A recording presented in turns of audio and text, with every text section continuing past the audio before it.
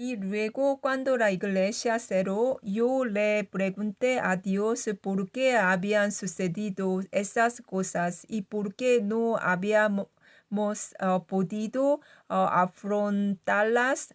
Aún guardo herida en mi corazón y también he causado dolor a los demás. Sentí que de alguna manera el cierre de la misión en México se debía a que no había amado lo suficiente a las personas y esa culpa me consumía, me generaba mucha angustia. Me preocupaba cómo manejar esa situación, cómo continuar la misión cuando conducir sola en México se volvía tan complicado y doloroso. Me sentía atrapada en la culpa y cuestionaba si era correcto seguir adelante o si lo mejor sería abandonar todo. En medio de ese sentimiento de culpa, me resultaba difícil ver cuál sería el siguiente paso en la misión, como si fuera un capítulo de mi vida cerrado de golpe. Además, sufrí mucho por una condición de ojo seco que provocaba dolor intenso, jaquecas y problemas digestivos y en un día particularmente difícil, pensé que quizá no podría seguir adelante ni siquiera conducir.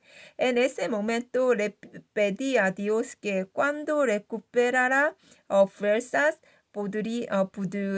pudiera volver a México sin un plan fijo, sino simplemente acercándome a quienes realmente necesiten la palabra de Dios, a quienes estén en situación de pobreza o soledad. Y así poco a poco todos esos pensamientos se fueron ordenando en mi corazón. Y además, aunque tal vez no haya un lugar específico para la misión, tengo Rosarito, donde conozco a personas, donde hay un lugar para hospedarse, una iglesia y está a solo unas 2 horas en coche. Al ver todo esto de manera positiva, comprendo que hay muchas razones para poder servir ahí, razones que me resultan cómodas y familiares, y eso me da tranquilidad. De este modo puedo soltar el deseo de perfección y simplemente hacer lo que esté a mi alcance con la fuerza de conducir y la capacidad de ver.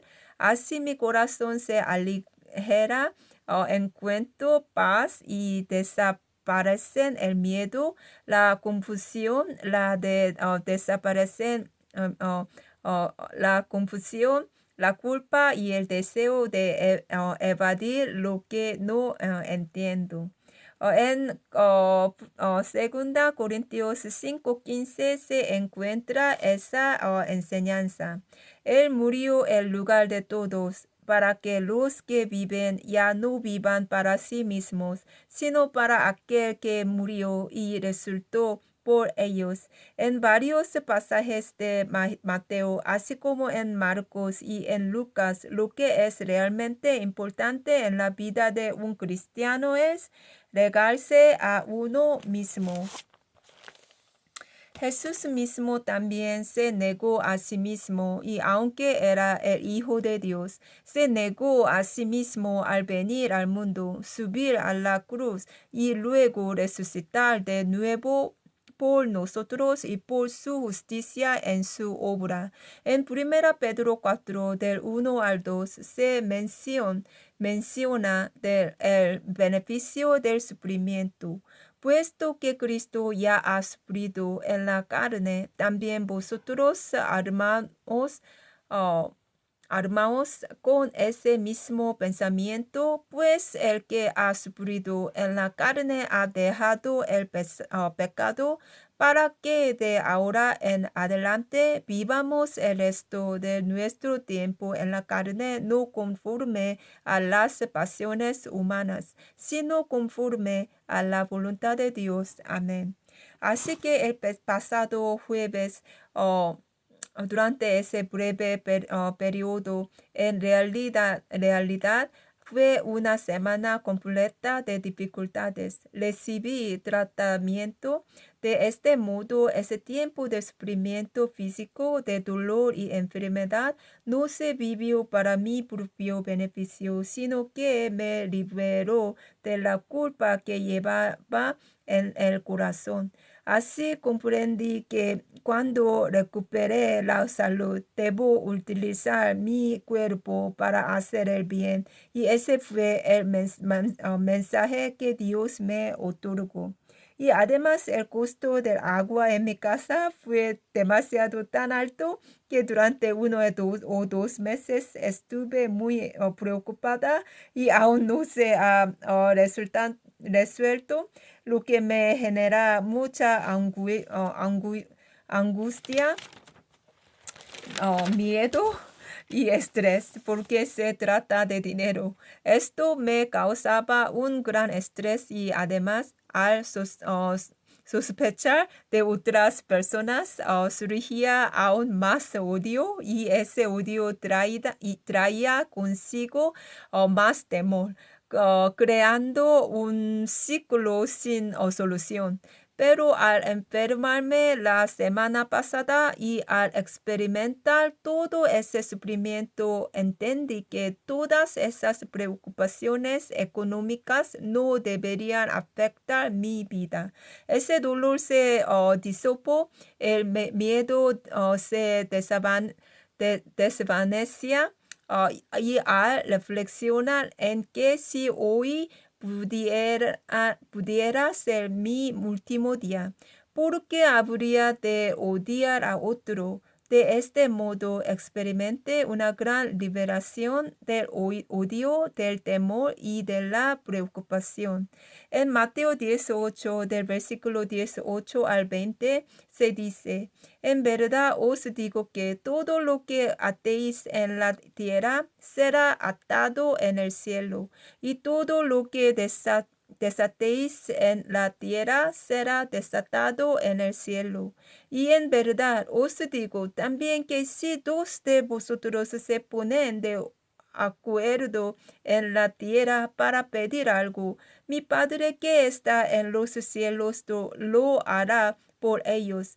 Porque donde hay 2 o 3 reunidos en mi nombre, ahí estoy yo en medio de ellos. Amén.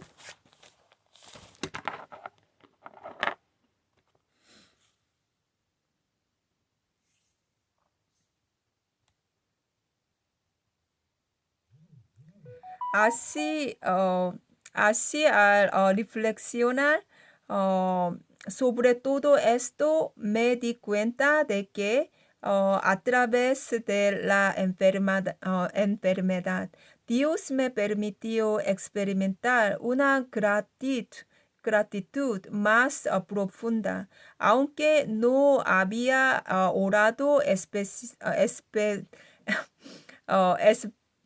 específicamente por la desaparición de mi codicia o de mi odio. Dios cumplió los anhelos de mi corazón y también sanó mis relaciones, liberándome del resentimiento. Asimismo, la preocupación económica, la frustración por la falta de empleo y la culpa relacionada con el ministerio anterior se fueron disipando, y pude experimentar una verdadera gratitud. Todo esto me enseñó que al final, en medio de la enfermedad y las dificultades, Dios me permitió ver la importancia de la humildad y de la gratitud. Aunque haya aplicado a varios empleos y no haya obtenido respuesta o incluso haya recibido rechazos.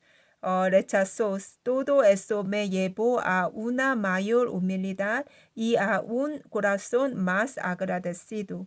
Y en cuanto al ministerio, comprendí que no se trata solo de las dificultades o del miedo a la soledad, sino de la oportunidad de servir y de compartir la palabra con otros. Y eso es motivo de gratitud.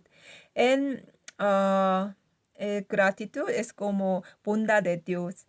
En definitiva, a pesar de que el año 2026 apenas comienza, ya he experimentado muchas cosas y me siento emocionada y